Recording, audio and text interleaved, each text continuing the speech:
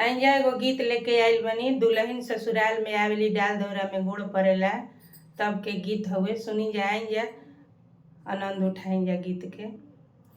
हारीला सुगावा पलकिया चढ़ी बैठे हो पतरी कवना दुल्हा सुगाना उड़वला हो पतरी कवना दुल्हा सुगाना उड़वला हो रोवेली कवना सुहावा लट धुनी केसिया हो हमरा पापा के पोसल सुगावा दुल्हा उड़वला हो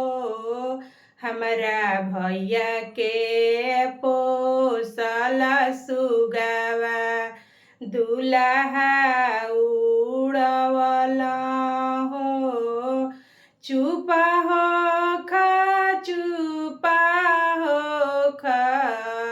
धनियल बेलवा हो जइबो में नंदन बगिया लइबो हारिल सुगावा हो जइबो में नंदन बगिया लइबो हारिल सुगावा हो।